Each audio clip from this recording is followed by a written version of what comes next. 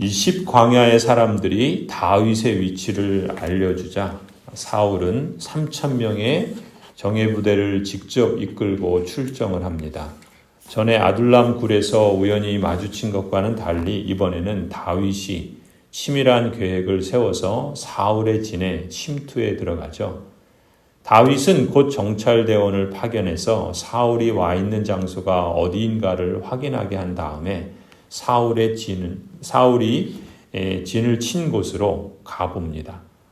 다윗이 아비새를 데리고 밤에 그곳에 와보니까 사울은 군대장관 아브넬과 군인들이 둘러싼 가운데서 잠들어 있었습니다. 사울의 머리맡에는 그의 힘의 상징인 창이 땅바닥에 꽂혀 있었고, 그래서 다윗의 충신 아비새는 원수를 죽일 기회가 왔고 그 일을 자신이 하겠다고 나섭니다. 8절이 그렇게 기록하죠. 아비새가 다윗에게 자청하였다. 하나님이 오늘 이 원수를 장군님의 손에 넘겨주셨습니다. 제가 그를 당장 창으로 찔러 땅바닥에 박아놓겠습니다. 2번 찌를 것도 없이 1번이면 됩니다. 하지만 9절에 보면 다윗은 아비새를 타이르죠. 그를 죽여서는 안 된다. 그 어느 누구든지 주님께서 기름 부어 세우신 자를 죽였다가는 벌을 면하지 못한다. 10절에 다윗이 계속해서 말을 이어갑니다. 주님께서 확실히 살아계심을 두고 말하지만 주님께서 사울을 지시든지 죽을 날이 되어서 죽든지 또는 전쟁에 나갔다가 죽든지 할 것이다.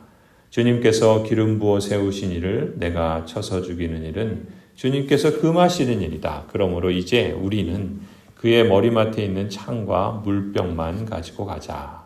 다윗이 이렇게 아비새를 타이릅니다. 다윗은 앞서 우리가 보았던 것처럼 그 이름의 뜻처럼 바보 같은 사람 나발의 죽음을 통해서 심판하시는 일이 하나님께 속해 있다는 것을 분명히 깨닫게 됩니다. 그래서 다윗은 사울의 창과 물병만 가지고 나오지요. 다윗은 2번씩이나 기회가 있었지만 사울을 죽이지 않습니다. 그 이유를 23절에 가면 이렇게 밝힙니다.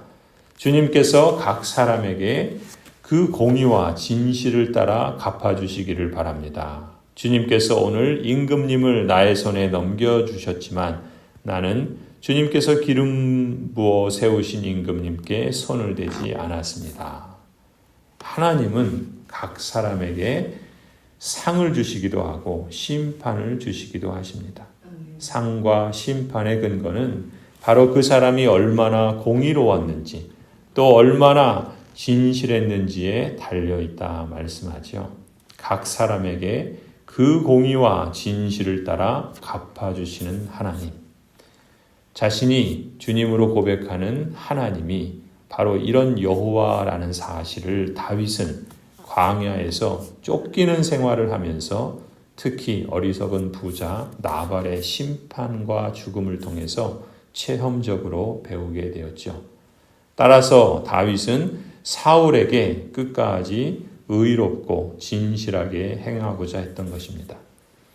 다윗은 이처럼 거친 광야 생활을 하면서 사울에게 쫓겨다니는 삶이 억울하다고만 생각하지 않았습니다. 하나님께서 갚아주실 것을 믿고 신뢰했기 때문이죠. 사울이 계속해서 약속을 어기고 또다시 자신을 죽이려고 했을 때에도 다윗은 억울하다고 생각하지 않았습니다. 하나님께서 갚아주실 것을 믿고 신뢰했기 때문입니다. 자신을 죽이려는 사울에게 보복할 수 있는 기회가 있었지만 오히려 살려준 것이 전혀 억울하지 않았습니다. 하나님께서 갚아주실 것을 믿고 신뢰했기 때문에 그렇습니다. 이처럼 자신이 의롭고 진실하게 행하고자 한 것을 사람이 알아주지 않아도 섭섭하게 생각하지 않았습니다. 하나님께서 그 공의와 진실하심으로 갚아주시는 하나님이심을 진실로 믿고 진실되게 신뢰했기 때문에 그렇습니다. 그래서 24절에 다윗은 이렇게 고백을 하지요. 그러므로 내가 오늘 임금님의 생명을 귀중하게 여겼던 것과 같이 주님께서도 나의 생명을 귀중하게 여기시고 어떠한 궁지에서도 나를 건져내어 주실 것입니다. 그렇습니다. 하나님은 다윗이 사울의 생명을 귀중히 여긴 것을 보시고 다윗의 생명도 하나님께서 귀중히 여겨 지켜주십니다. 참으로 여호와 하나님은 각 사람에게 그 공의와 진실하심을 따라서 갚아주시는 하나님이십니다. 하나님께서 갚아주신다는 것을 체험적으로 깨달은 사람은 자신의 생각과 행동에서 한 걸음 앞으로 성장하게 됩니다. 한 차원 위로 신앙이 성숙하고 점프해서 뛰어 도약하는 것이지요. 성도 여러분, 오늘 여러분 가운데 다윗처럼 거친 광야의 길을 걷는 분이 계십니까? 광야 생활을 하며 사람에게 쫓겨다닐지라도 억울하게만 생각하지 마십시다. 그렇게 자신을 궁지에 몰아넣은 사람에게 보복하지 않고 의롭고 신실하게 행하는 것을 억울해하지 마십시다. 또 그렇게 선을 행하였는데도 그 사람이 알아주지 않더라도 섭섭하게 생각하지 마십시다. 공의와 진실하심으로 행하시는 하나님께서 갚아주실 것입니다. 사람이 알아주는 것도 나름 의미가 있겠지만 하나님의 보상은 사람의 것보다 비교할 수 없을 만큼 가치가 있다는 것을 믿고 신뢰하십시다. 하나님은 각 사람에게 그 공의와 진실하심으로 갚아주시는 하나님이심을 믿고 신뢰하게 하여 주시옵소서.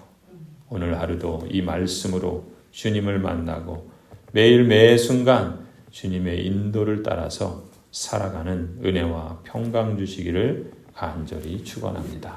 기도하시겠습니다.